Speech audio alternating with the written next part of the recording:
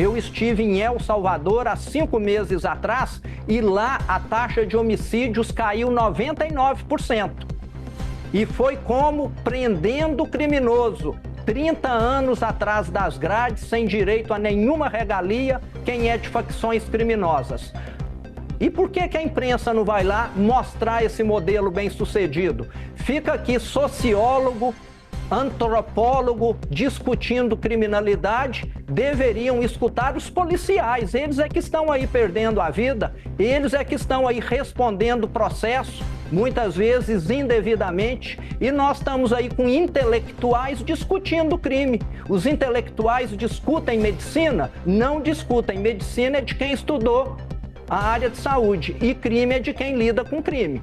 A mega operação no Rio de Janeiro reacendeu o debate nacional sobre segurança pública e o papel do Estado no enfrentamento ao crime organizado. Em entrevista à CNN, o governador de Minas Gerais, Romeu Zema, defendeu o uso da força e criticou o governo federal por, segundo ele, adotar uma postura ingênua diante do problema.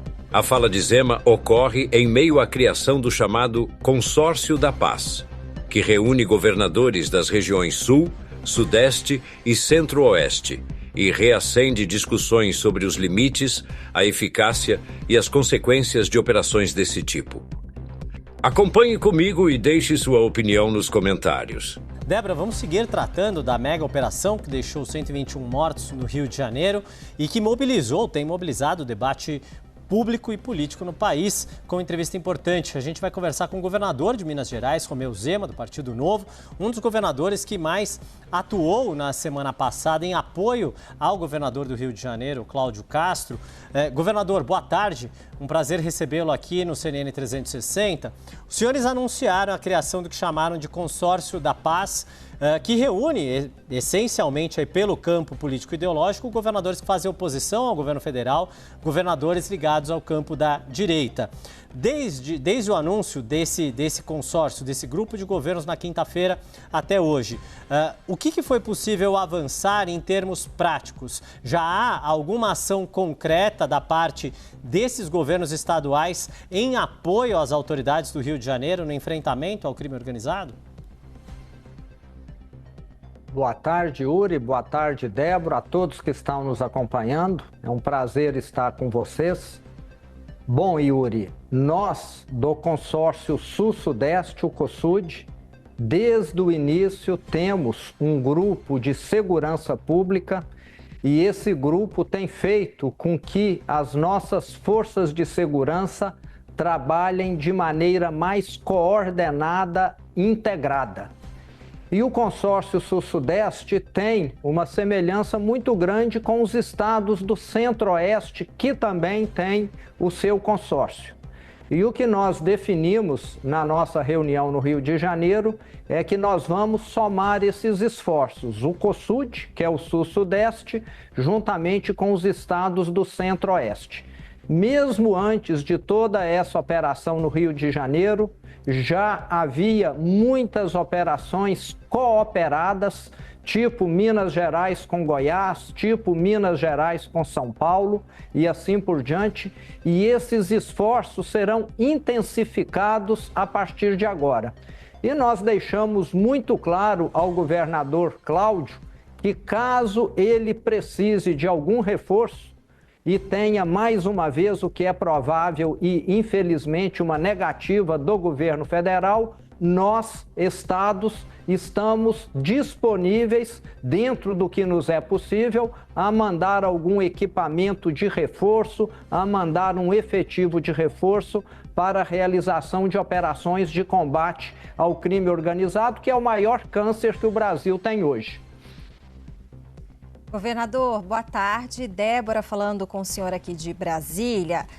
Governador, gostaria que o senhor abordasse conosco essa questão do governo federal ter corrido para integrantes criticarem o governador do Rio de Janeiro, Cláudio Castro, e a mobilização de vocês, dizendo que, olha, não é assim que enfrenta o crime organizado, matando gente, subindo o morro, e sim com inteligência, operações para sufocar a parte financeira do crime organizado. Na sua avaliação, né, como o senhor vê essa politização dessa mega operação? Bom, Débora, o governo federal está, no mínimo, ingênuo e romantizando o problema. Bandido que tem um arsenal de guerra, você não o combate levando diálogo, levando rosas. A polícia, as forças de segurança do Rio de Janeiro foram recebidas lá com fuzis. Tanto é que tiveram 4 baixas, 4 heróis pereceram na operação do dia 28 de outubro.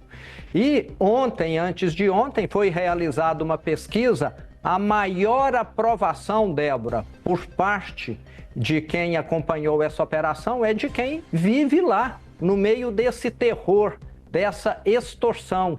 Quem vive ali naquelas comunidades, Débora, hoje pagam mais pela energia elétrica, pela água, pela internet, pelo uso de aplicativo, pelo gelo, vivem sempre sendo ameaçados, expulsos de sua casa. Quem tem qualquer atividade comercial ali produtiva precisa pagar uma mensalidade. Isso é totalmente ocupação de território.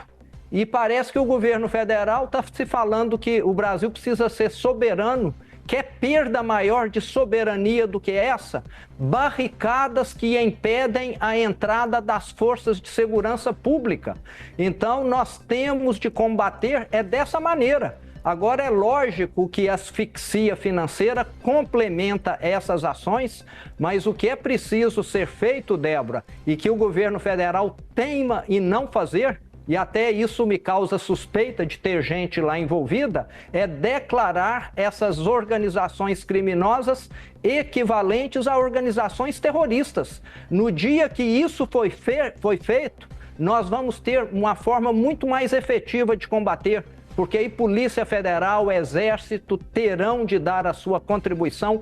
Outros países vão asfixiar financeiramente, porque terrorista não pode movimentar recursos no mercado internacional. Aí sim nós vamos estar agindo com inteligência.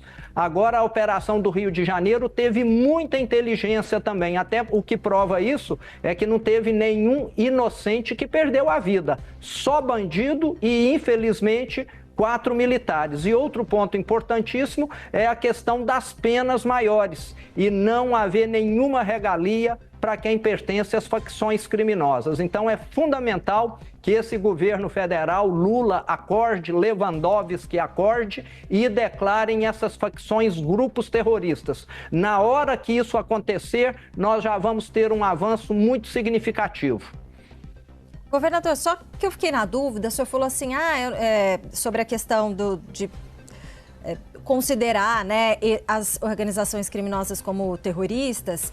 O senhor falou assim, pode até ser que tenha algum deles lá. Eu não entendi muito bem o que o senhor quis dizer. O que eu quis dizer é o seguinte, que deve ter gente hoje na estrutura do Estado se beneficiando da atuação desses grupos, dessas facções criminosas, né? Nós temos tantos negócios grandes na área de combustível, contrabando de cigarro, extorsão a milhões de pessoas. Hoje, mais de 30 milhões de brasileiros vivem, né, sobre o domínio do crime organizado. É muita gente ganhando dinheiro sem precisar trabalhar. E sei lá eu quem está dentro do Estado que está lucrando com isso. Governador, deixa eu trazer o Pedro Venceslau para participar também dessa entrevista. Pedro. Governador, o objetivo dessa operação, que foi planejado durante um ano, o principal objetivo era prender os integrantes da cúpula do Comando Vermelho, sobretudo o DOCA. Não aconteceu. Nenhum dos mortos, nenhum dos detidos era da cúpula da facção. Além disso, segundo os especialistas, como não houve a reocupação do território, é provável que agora as milícias ocupem esse espaço vazio, ou seja, os moradores da comunidade seguirão sob o jugo de facções. Dá para chamar ainda assim essa operação de bem-sucedida? É claro que sim. Eu acho que quem está pensando em ocupar esse espaço lá vai pensar 500 vezes antes de ocupá-lo. porque sabe que a polícia do Rio de Janeiro, as forças de segurança, já sabem qual caminho trilhar. É lamentável que o líder tenha conseguido fugir, mas isso também prova o quanto eles são organizados. Devem ter lá túneis, deve ter alguma forma de fugir, que com certeza o grande líder, o grande chefão aí conseguiu. Mas, mais uma vez, o que nós precisamos é para poder lidar com quem tem fuzil, com quem tem armas de grosso calibre, que está lá disposto a matar, inclusive inocentes, como aconteceu com a moça na linha amarela antes de ontem, não é com diálogo, não é com conversa, é sim com força. Nós estamos no meio de uma guerra. Nós temos de lembrar aqui, parece que tem hora, isso me deixa muito indignado, que muita gente esquece que aqui no Brasil 40 mil vidas ou mais são perdidas por ano. Isso é mais do que qualquer guerra no mundo, ou talvez todas as guerras que estão acontecendo agora. Se nós estamos em guerra, como que nós vamos fazer para ganhá-la?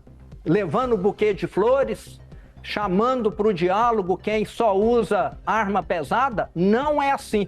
Temos de parar de romantizar essa situação e agir efetivamente. Eu estive em El Salvador há 5 meses atrás e lá a taxa de homicídios caiu 99%. E foi como prendendo o criminoso 30 anos atrás das grades, sem direito a nenhuma regalia, quem é de facções criminosas. E por que a imprensa não vai lá mostrar esse modelo bem-sucedido? Fica aqui sociólogo, antropólogo discutindo criminalidade, deveriam escutar os policiais. Eles é que estão aí perdendo a vida, eles é que estão aí respondendo processo, muitas vezes indevidamente, e nós estamos aí com intelectuais discutindo crime. Os intelectuais discutem medicina? Não discutem. Medicina é de quem estudou a área de saúde e crime é de quem lida com crime. Governador, o senhor mencionou a questão que tem sido repetida por governadores da direita, por policiais, pelas autoridades do Rio de Janeiro, de que é importante fazer essa equivalência do crime de facção criminosa, do narcotráfico, ao terrorismo, inclusive usando a expressão narcoterroristas, que também tem sido usada até por Donald Trump. Mas existem propostas em discussão no Congresso Nacional com esse objetivo, assim como a PEC da Segurança Pública e o PL antifacção, recentemente enviado pelo governo federal. Dentro dessa mobilização dos governadores, dentro desse diálogo de pacto federativo, é disso que se trata quando governadores cooperam entre si. Não caberia, neste momento, ter um diálogo com todas as forças envolvidas, incluindo o governo federal, afastando divergências ideológicas e buscando a construção de um texto que tenha respaldo, tanto de quem estuda o enfrentamento às políticas de segurança pública, quanto quem está na linha de frente, quanto os policiais, agentes de segurança e demais envolvidos, para que, de fato, se tenha aquilo que a sociedade brasileira como um todo quer. Tirando os criminosos, toda a sociedade brasileira quer uma solução para a questão da violência. É possível se imaginar isso ou as diferenças político-ideológicas e eleitorais vão se sobrepor à união de esforços contra o crime? Yuri, todo diálogo é sempre bem-vindo por parte do Estado. Aqui em Minas, nós somos um exemplo.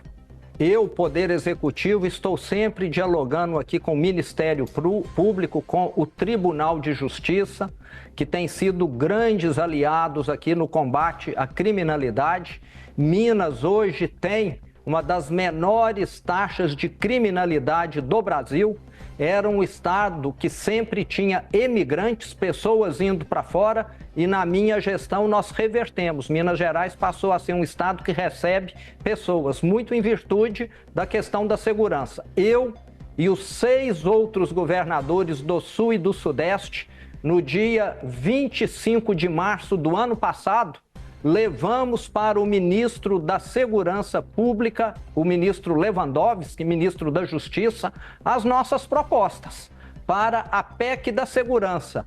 Coisas básicas e simples, como qualquer criminoso que romper a tornozeleira eletrônica está com seu mandado de prisão automaticamente feito.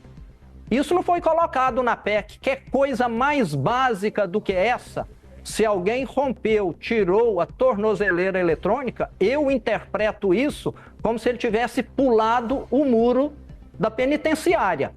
Outro ponto que nós levamos, queremos que os policiais tenham liberdade de abordar quem quer que seja. Hoje, os policiais têm medo de fazer abordagem. Se eles abordam alguém que tenha característica X, amanhã eles vão sofrer um processo por serem X-fóbico. Que coisa mais absurda do que essa? Então, são coisas básicas que a PEC não inclui. A PEC não resolve o problema da segurança. A PEC precisa colocar bandido atrás das grades, que o Brasil não faz. Eu tenho aqui caso que o comandante da Polícia Militar me mostrou, uma pessoa com 88 ocorrências de furto, de roubos, principalmente de celulares, que hoje deve estar roubando mais uma vez, vai ter uma audiência de custódia e vai ser solto. Então, nós estamos enxugando gelo e, infelizmente, o governo federal não abriu os olhos. Nós temos de lembrar, um governo pró-criminosos, que enaltece quem comete crimes, como o próprio presidente deixou muito claro num discurso. Quando inocentes morrem, esse governo faz vista grossa. Quando bandidos morrem, vão lá pedir esclarecimento. É muito difícil dialogar quando você tem uma visão assim.